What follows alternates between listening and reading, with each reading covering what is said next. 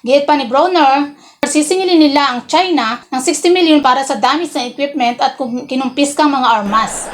Ayon sa mga netizens, good luck kung makasingil sila. Ayon kay Bato, hindi siya dadalo sa hearing dahil hindi rin dadalo ang kanyang boss na si Digong. Nagbangayan naman sina Senator Binay at Senador Petro Cayetano na parang mga aso't pusa sa Senado.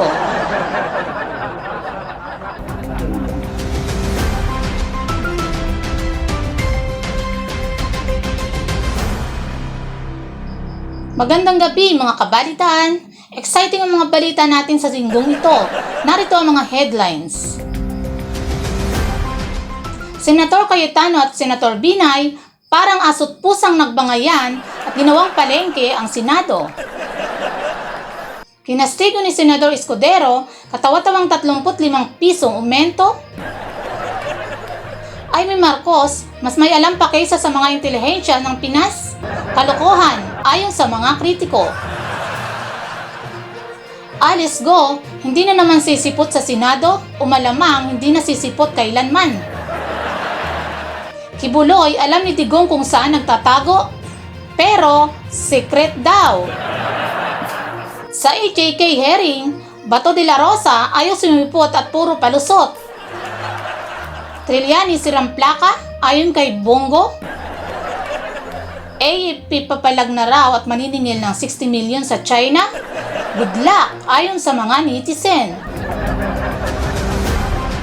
Kinastigo ni Senate President Chess Escudero ang 35 pisong aumento sa sahod ng mga manggagawa.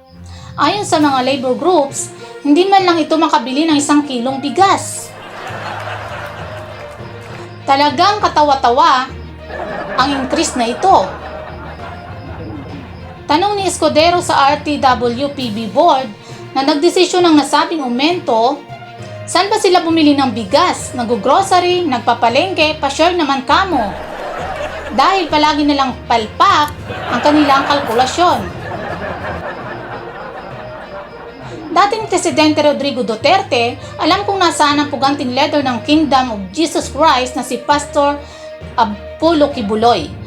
Pero ayon sa dating Pangulo, secret daw kung saan. Biglang naging champion of human rights itong si Digong hinggil kay Kibuloy.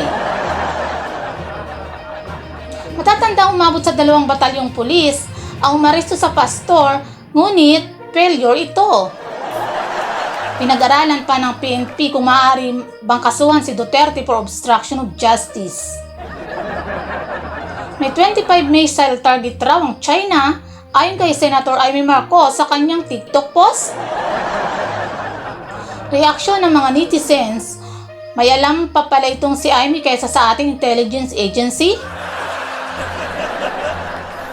Makikipag-coordinate naman ang AFP sa Senador hinggil sa missile claim na ito. Git ng mga kritiko, pag in-entertain nila yan, abay, tanggap nila na mas magaling pa nga sa kanila si Senator Amy. Magpahayag naman si AP Chief Bronner Jr. Napapalag na ang mga sundalo sa muling pagharas ng China. Komento naman ng mga kritiko, natauhan din pero ba't ngayon lang nila naisipan yan? Tumaas ang tensyon sa West Philippine Sea sa nakaraang harassment ng mga Chinese na ikinasugat ng mga marinong Pinoy. At kamakailan ay patuloy pa rin ang harassment ng mga Chinese nang magsagawa ng rescue operation ng Pinoy Coast Guard sa sumabog na bangka ng ilang mga isda. Gayet pa ni Bronner, sisingilin nila ang China ng 60 million para sa damage ng equipment at kinumpiskang mga armas. Ayon sa mga netizens, good luck kung makasingil sila. Alice Go, hindi nga ba makakasipot sa susunod na Senate hearing? Pahayag ng kanya abogado ay masyadong distress ang mayor ng Banban dahil sa kinakaharap na patong-patong na mga kaso. Git naman ni Senator Hontiveros, ang pagkasakit para hindi sumipot sa hearing ay hindi pwedeng maging excuse ng alkalde.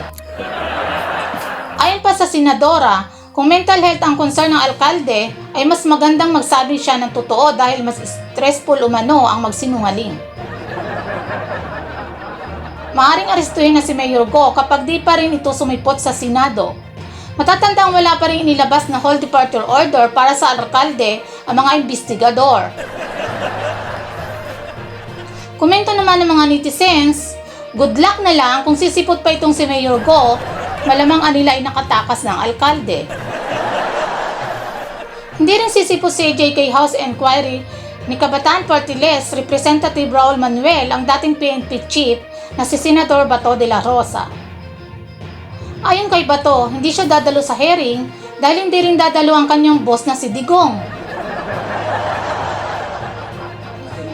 Inimpasize pa ng senador na tutugon lang siya sa tawag ng taong bayan at hindi kay Manuel na tinawag niyang brat.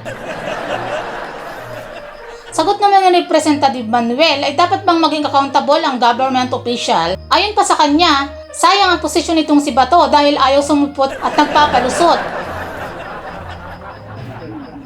Pinabulaan na naman ni Senator Bongo ang mga akusasyon ni dating Senador Antonio Trillanes dahil sa umunoy paulit-ulit na akusasyon ng huli. Matatandang tinawag ni Go si Trillanes na si Ramplaka. Government contracts ang inaward nila sa tatay at kapatid ni Bongo. Ang inaward nila sa tatay at kapatid. Isang attack dog at tamat itong si Trillanes na ginagawang negosyo ang manira tuwing eleksyon para kumita o opak ni Go.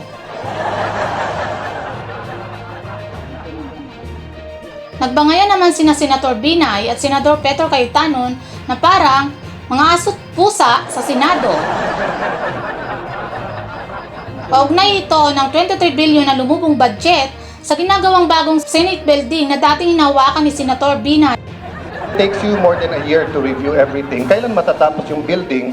Ako, baka hindi ako umabot katulad ni Senator Henry. My point, there's no such thing as 23 billion sa DPWH. Makikitang nag-walkout na parang high school itong si Binay sa mga patusada ni Cayetano. At may balak pang mag-file ng ethics complaint laban sa kanyang kabangayan. Lourdes ang pangalan mo, hindi Marites. Nabuang ka na day, pasaring naman ni Cayetano. Tabuang Kanaday. Enjoy naman si Senator Robin Padilla sa inasal ng mga kasama niya sa Senado. Ayon sa kanya ay normal lang ang ganyang bangayan. Himutok naman ng taong bayan, akala namin ibinuto namin kayo sa Senado. Hindi palengke. Yan ang mga nakakalukang balita sa linggong ito. Hanggang sa susunod mga kabalitaan, ako si Cassandra Contes para sa Late News.